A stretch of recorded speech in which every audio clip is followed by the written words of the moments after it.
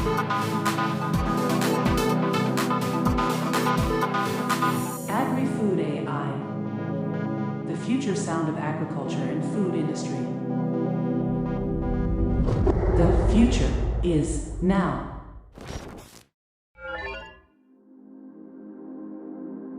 Hello, here we are with the sound of the future. Charlotte, I really need a coffee. Sure thing. But what kind? An American classic? Italian espresso? Let's start with something European. A latte macchiato, please. How about I make it with Péter Cserta's freshly roasted Bányai coffee beans? Bányai Coffee. The Bányai Coffee Farm story begins with Sándor Tóth, a famous coffee roaster and award-winning barista, who started coffee cultivation in 2018, partnering with László Bányai, a Hungarian coffee pioneer in Costa Rica. They created a sustainable coffee farm.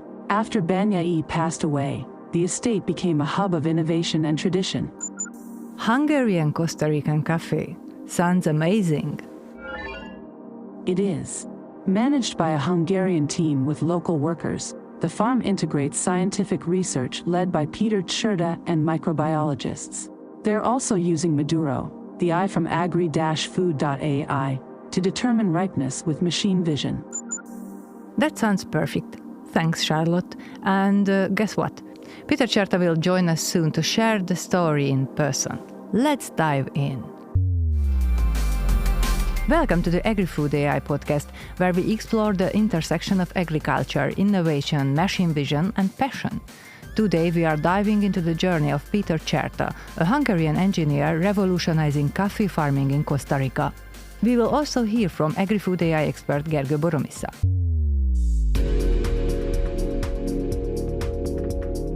Péter, Gergő, welcome to the show. Hi, nice to be here. And hi, I'm Gergő. Good to be here again. So, Péter, you manage 35 unique coffee terroirs with over 200,000 bushes. But 8 years ago, you were an engineer in Hungary. How did you switch from engineering in Budapest to coffee farming in Costa Rica? Well, it was a long transition. It started with a simple invitation from my friend, Sándor Tóth. He called me that, Peter, we should make some development in Costa Rica because I have found a Hungarian coffee farmer there. We went to Costa Rica, started to cooperate with this Hungarian guy. He was László Bányai. And during the coming years, we visited the farm every year when the harvest was going on, and every year we made something new. We tried new type of fermentations. We transported their Hungarian microbiological products. So every year something new happened. And now after 8 years, I can tell you that I'm really living in this coffee world, and it was a very long transition anyway. And the science plays a big role in the Bányai specialty coffee concept. You mentioned Hungarian microbiological products which was transported to Costa Rica. In the soil, you needed some different microbiomes, or what are you talking about? Share it, please. Yes, it was always in the focus that how can we make more eco-friendly, more sustainably the coffee growing over there. And basically Costa Rica is an ideal, a super place for this purpose, because in the deep mind of the Costa Rican people, the eco-friendly way of thinking is very, very living. We started to decrease the chemical components in the farming, and we have seen that we have to bring something instead of the chemics. So we started to work with a Hungarian microbiological group. It is called Fermentia Limited, and they were developing an interesting material, a kind of algae, a living algae, which was extracted from the Lake Balaton. So it was a really Hungarian invention. And we started to spray the coffee farm with this algae product. And we have seen that after a few weeks, the coffee was greener, more livid, more strong. And after a few years, we have experienced that the coffee production is increased, and the plant has more immunity against any type of infections. And last year we had an interesting experiment. We had a small part of the farm which was planted 8 months ago, and some agronomists arrived to the farm and they were sure that it is a 2-year-old plantation. Because of the rich soil and the microbiomes from the algae. Yes, absolutely. And since that time we implemented several new technologies. We were using ozonated water, for example, which is a harmless, non-chemical form of disinfection. It had good results with spraying the plant itself, disinfecting the hole when we are seeding at the plantation, but it is great for disinfecting all the machinery of the farm. So that was as a new way how to make it more eco-friendly and how to eliminate harmful chemicals from the farm. And how did AGRI-FOOD.AI come into the picture? Actually, through a friend. He is our colleague at the AGRI-FOOD.AI, or our mother company, the Enco software. And he knows Peter like 20 years. Yes, Peter? More or less. Yeah, I'm mentioning Gergő. So that's how we met. On the day, my colleague Gergő came to me and started to talk about a team who were in Costa Rica and making coffee, and they are Hungarians, and he has a long-time friend in that team, Péter. So we found it's very interesting and make a meeting with them at the roastery of Sándor Tóth in Szexárd.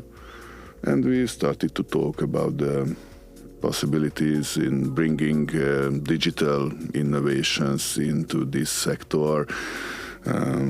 Since, as you heard, that Peter was making more on the microbiological side and other things, we started to discuss the possible things. And how did you find the solution called Maduro? I seen that, and I really like that Peter is also an open-minded person to innovations. And that's why we started to talk, and he already had a couple of ideas. What should we do? What could we do on the plantation, like using drone imagery with hyperspectral cameras to analyze the plantation and the vegetation or the soil or other things. And there were a very simple problem which was addressed to us, that during harvesting there is a very simple problem that they know the amount of the harvested coffee cherries, but it's hard to control and evaluate the correct quality, overall quality of the coffee cherries, because the cherries are hand-picked in specialty plantations, and it's the main reason is the harvesters need to focus on the fully ripened, which is in Spanish called Maduro, fully ripened cherries. And when they are bringing back the harvested amount, it's let's say painful task to evaluate by hand, by eye, the quality of the harvested cherries. And we thought that this could be a very good sample what an AI solution could do in digitalization on farms like coffee farms or at coffee processing plants. So we decided to make a very small proof of concept, and that's how it started. And Peter, do you see the positive effects of Maduro? Absolutely. So I have started the test on our farm. First of all, I have introduced the software for the harvesters, and I told them that, look, guys, when I am selling the fruit, I'm paid according to the color of the fruit. So when I want to sell it, I will receive less money if there's more green fruit in the basket. So I try to explain them that we can control the quality of their work, and I will also pay less if they bring more green cherries in the basket. So it was very interesting to see how this motivated the workers to collect only red fruits. On the other hand, we made experiments and tests at a coffee association. It's called Cooperativa.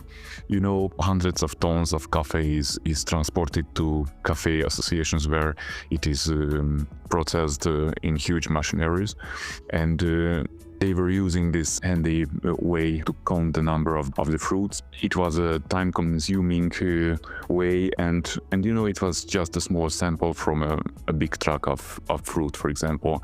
And when we made the Maduro counting for the whole truck, it was interesting to see that how accurate results we can give for these companies. And how accurate? We can compare it with the manual counting, and we have seen that the difference used to be inside 5-6% deviation, but we were measuring a huge quantity of the product, not only 2 liters or 3 liters of samples. So everybody liked it, everybody wanted to use it immediately. It's another question when these companies can implement this software in their process, in their official process. Because this counting process gives a constant for the product, and they are paying according to this constant for the farmers.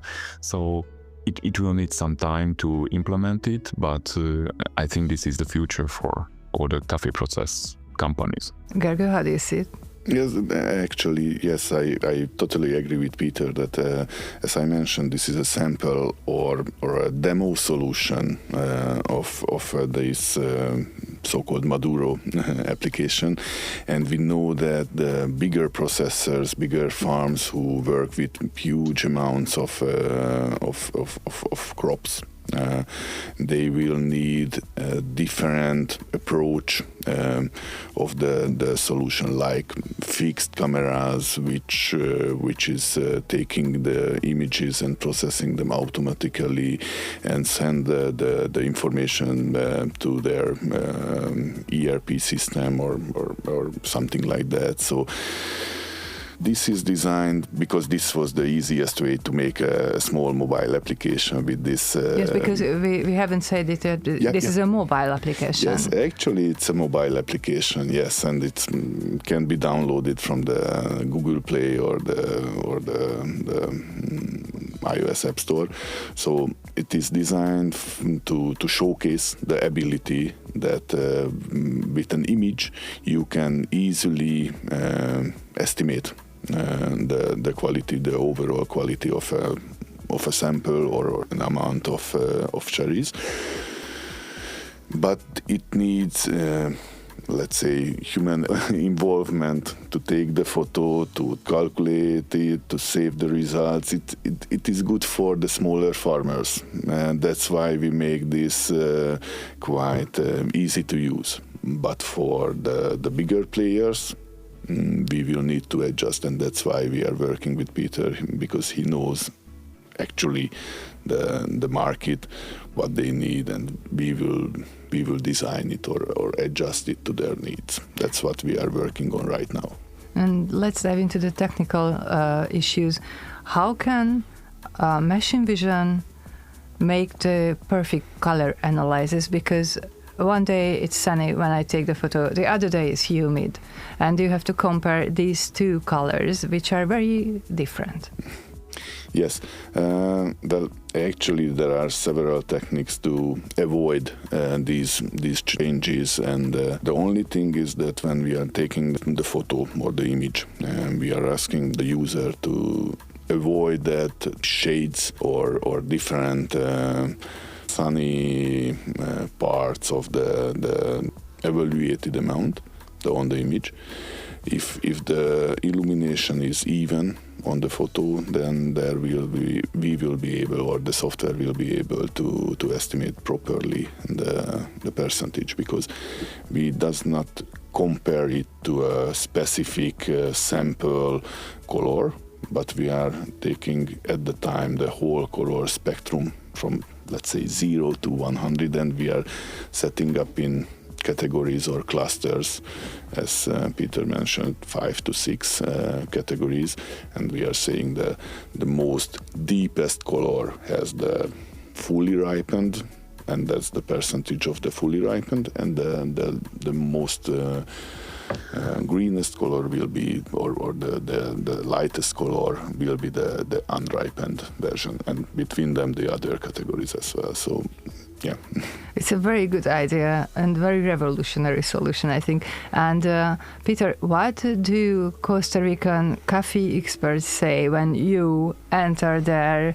facility as a Hungarian engineer coming to Colombia 5 years ago or 8 years ago and bringing something very different from everything they knew? Do they believe you? Or they say, oh, it's a European gringo guy with some idiot application? How can you make them to accept you? At the beginning, it is very difficult to be valid and to make them believe me. All the products or technologies we introduce them, it's very easy to present it and very easy to persuade them because they can see that it works.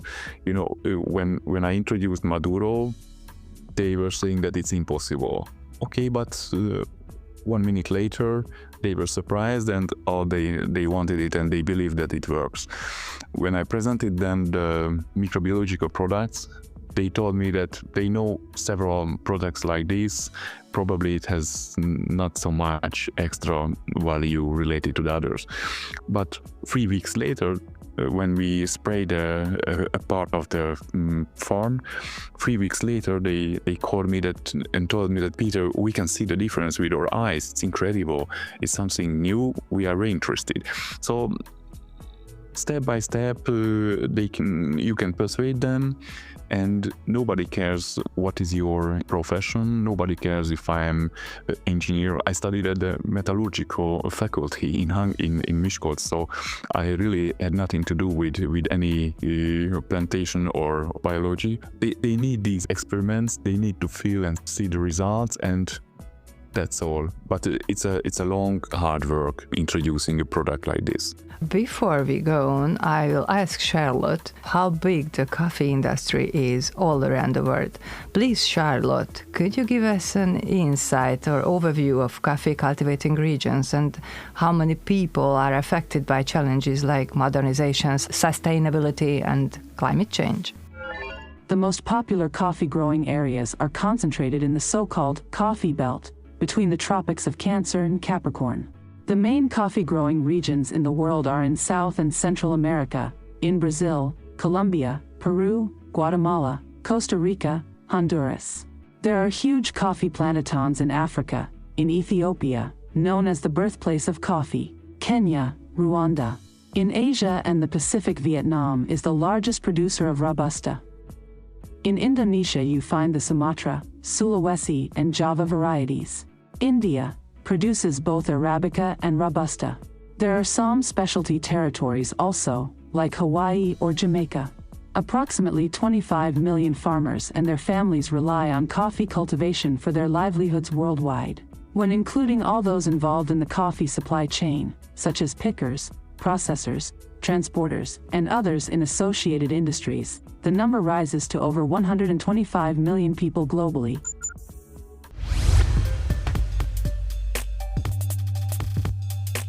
So, Gergő, there are huge possibilities for Maduro, aren't they? Yes, I agree. But first we need to find the proper solution for each different region. So that's why right now we are focusing on the Central American region with Peter, like Costa Rica, Panama, Colombia, because I think they are quite similar, of course, not in total, but the climate, the market, the needs are quite similar. The language is the same. So right now we are not starting to bring this solution to anywhere and trying to showcase it in the Vietnamese market and the African market and etc. Let's see how can we perform in this region, find out new, not solutions, just as I mentioned, new versions of this quality control solution. And then when we will know that it works and we know the market exact needs and how to implement it, then I think we can move on. We will see. And is there new possibilities for the AI, not only in connection with ripeness, in general in the coffee industry? How do you see, where can a farm or a facility use AI? I don't know right now. Peter, It always do you have ideas? That's where Peter or the exact sector or an expert came into every time in these projects what we are doing. We need a problem which is specified.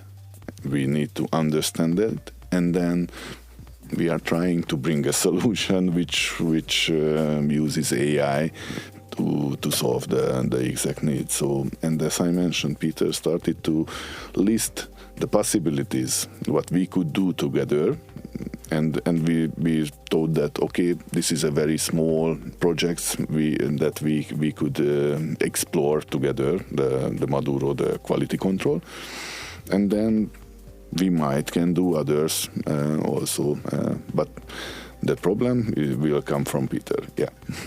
I have several problems, I have several ideas, but I don't have enough time to carry on all of them. I'm planning as an X project. I started it a little bit. Is related with the drone technology. You know, in Europe and in the States, for example, the plants can be analyzed from special infrared cameras. So this is a well-known technique, and this technology can give you some immunity index, living level index, and several indexes that qualify the state of the plant. But there's another hardware, another imaging technology, which is called hyperspectral infrared technology, that gives an image information not only on 4-channel like normal infrared cameras, but on 120 at least. And this is a completely new possibility to predict or to measure the state of the plant, to predict beginning of certain illnesses of the plant. But this technique requires artificial intelligence to analyze, to operate with this information. So I think if I can start this project, this will be the next big step with AI in coffee farming. I'm really interested to dive into this hyperspectral world with AI, with what Peter mentioned, because I think this technology will be used and can be used on different sectors as well. Peter, what do you think? Is it possible to modernize a traditional coffee farm while preserving its authentic character? I think until the coffee is harvested manually, the authenticity will exist. On the other hand, modernizing a farm means I'm not spraying all the farm. I'm just spraying a certain part of the farm, or I'm harvesting in a special method according to an AI that predicts that we have to make harvesting in a zone or not. There are several points during the whole coffee processing, from the seeding until the drying, where AI or other modern technologies can help you to make a better coffee, because the final goal is the cup quality. So authenticity has some romanticity. in a way, but don't forget that we have to give the best coffee for the customers. So there will be some kind of balance in this field, but we have to go on with the technology. And how do you see the Bányai estate evolving in the next 5 or 10 years? I hope we can continue the way we are going on at the moment. We can change a lot to be more eco-friendly. We are using a lot of biological solutions. I hope we can continue with this during the coming years. And you know, in the world at the moment, if you say that your coffee is a bio coffee, in the specialty coffee world, the bio it means that it means a lower quality. Why? Because certain illnesses or infections are valid problems and you have to handle them. It's not enough to eliminate the chemicals, you have to solve these problems in another way. And in several cases, I've seen that companies were eliminating the chemicals just to fit the bio standard, but the quality falls. And now we are struggling to persuade the consumers that a bio product can be as good at least as a normally treated cafe, or even better. You can invent a AI bio coffee, for example. Yes. So in 5-10 years later, I would like to be a very biological farm owner, but I also would like to win the Cup of Excellence, which is the competition of the cafe, especially the cafe in these countries. So it would be a good goal. As far as I know, you are experimenting not only with coffee cherries and coffee beans, you have a special idea about how to make palinka from coffee cherries. Yes, this is a part of the sustainability aspects. When we arrived to Costa Rica, I remember that in the zone where we were working, the coffee cherry, the shell and the fruit itself, after extracting the bean, it was transported into the forest and it was left there. But you know, it has a very acidic pH, so it is not exactly the best solution. Today, the majority of the farmers are transporting on a field this waste material, and they are waiting for half a year, they mix it with soil, and then they are using it as a biological fertilizer. This is something much better, but we have seen that, and this is a tendency in the world, that the shell, the cascara, for example, has a lot of option how to use it and make a value-added product. For example, it is sold as a tea component in Europe, or we have made a spice from this cascara. It was great to use it in meat or in breads. And when you taste the sherry, it has a huge amount of sugar. So if something has sugar, you can make palinka. This is a basic Hungarian knowledge. And we made experiments a few years ago. You know, we were transporting small equipment. We have taken the microbiological components that we are using here in Hungary to make palinka. And the first test was very promising. The aromas, the flavors were very interesting. It is very intense, but very rare.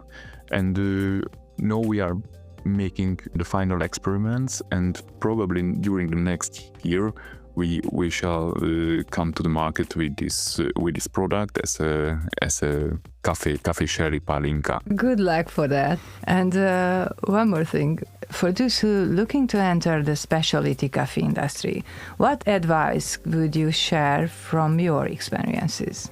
Those who are working with specialty coffee, their intention is that I want to make the best coffee in the world, so I will do my best. And probably that's the most important in this world. Thank you very much. Thank you. Thank you, Gergő. Thank you all. And thank you to everyone who listened to the AGRI-FOOD.AI podcast. I hope we inspired you. Send us your questions, share your experiences, and we will turn them into podcasts. Keep up with the future, stay with us. With us, The future is now. If you have any questions or problems, don't hesitate to reach out. www.agri-food.ai. Meet us on the internet www.agri-food.ai. And next week here on the AGRI-FOOD.AI podcast. You can find us on Spotify, on Apple Podcasts, and on YouTube. Subscribe to our channel and receive notifications when a new episode is available. The AGRI-FOOD.AI podcast is the official release of AGRI-FOOD.AI. Host Anna Maronic, sound design 6. Recorded by Zoltán Mandácskó. Producer István Erdei and AGRI-FOOD.AI. This podcast was created by Trip Visual, Trip Audio.